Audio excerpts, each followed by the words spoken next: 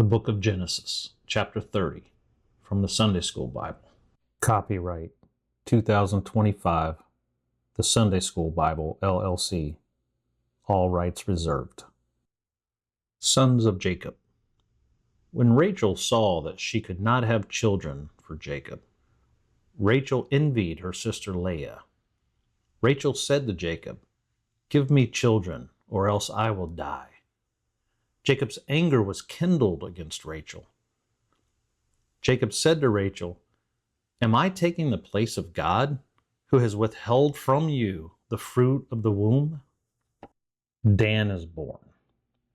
Rachel said to Jacob, "Behold, my maid Bilhah. Have sexual relations with her. She will have children on my behalf, so I may also have children." Rachel gave Jacob Bilhah, her handmaid, to wife. Jacob consummated their marriage. Bilhah conceived and had a son for Jacob. Rachel said to herself, "God has judged me. God has also heard my voice. God has given me a son." Therefore she named him Dan. Dan means to judge. Naphtali is born. And Bilhah, Rachel's maid, conceived again and gave birth to another son for Jacob. Rachel said to herself, "With great struggle I have wrestled with my sister, and I have prevailed." Therefore she named her son Naphtali. Naphtali means my struggle. Gad is born. When Leah realized she did not have more children, she took Zilpah, her maid, and gave her to Jacob as a wife. Zilpah, Leah's maid, gave birth to a son for Jacob. Leah said to herself, "A troop comes." Therefore she named her son Gad. Gad means success. Asher is born. Zilpah, Leah's maid, gave birth to a second son for Jacob.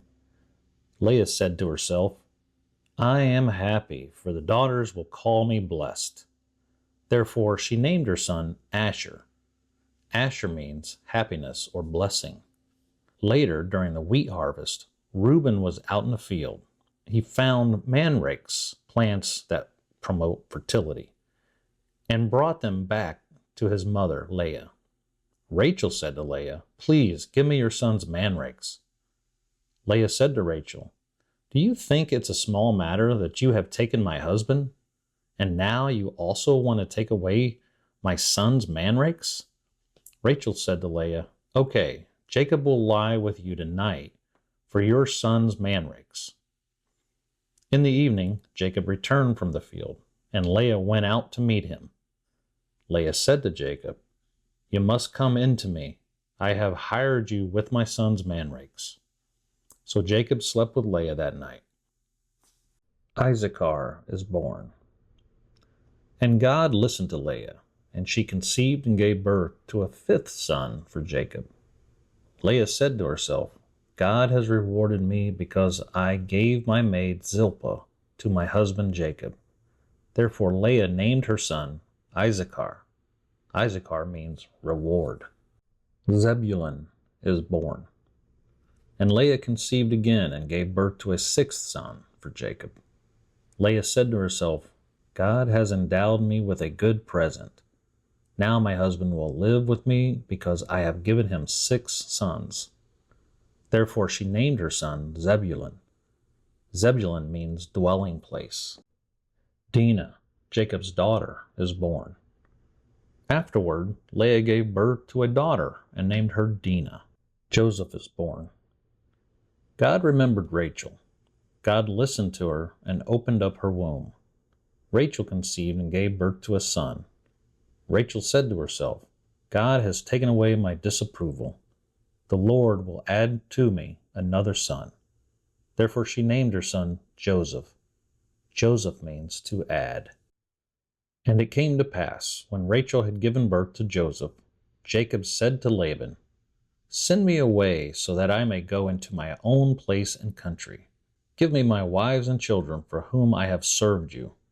Let me go, for you know how hard I have worked for you."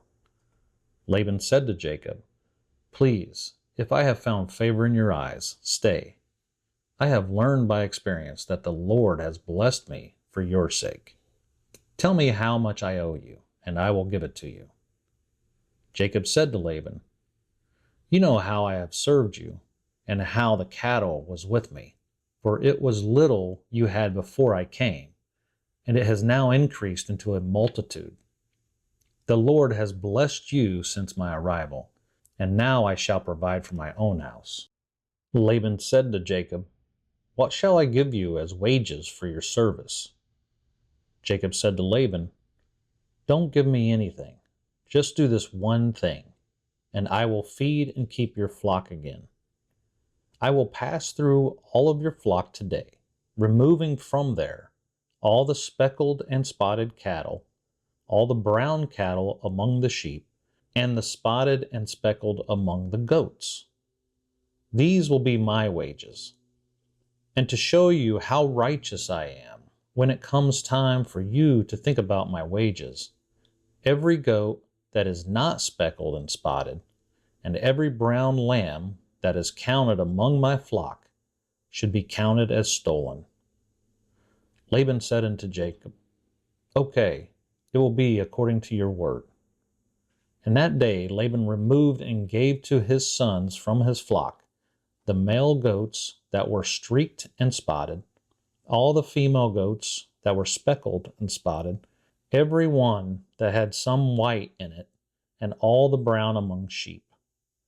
Laban took the flock on a 3-day journey away from Jacob. Jacob remained in the area and fed the rest of Laban's flocks. Jacob took fresh branches of the green poplar, hazel, and chestnut trees and peeled off strips of bark from each branch, making white streaks appear on each branch. Jacob set the white streaked branches, which he had peeled, in front of the flocks in the gutters, which were the watering troughs where the flocks came to drink. This was also the area where the flocks mated and conceived. The flocks conceived before the white streaked branches and gave birth to streaked, speckled, and spotted cattle. Jacob separated the lambs and set the faces of the flocks toward the streaked and brown flock of Laban. Jacob separated his own flocks away from Laban's cattle.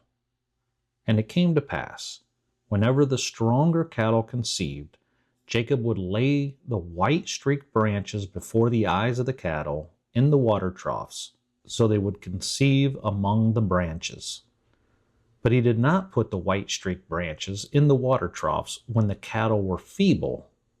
Therefore the feebler cattle were Laban's, and the stronger cattle belonged to Jacob. Jacob's wealth increased exceedingly. He had lots of cattle, female servants, male servants, camels, and donkeys.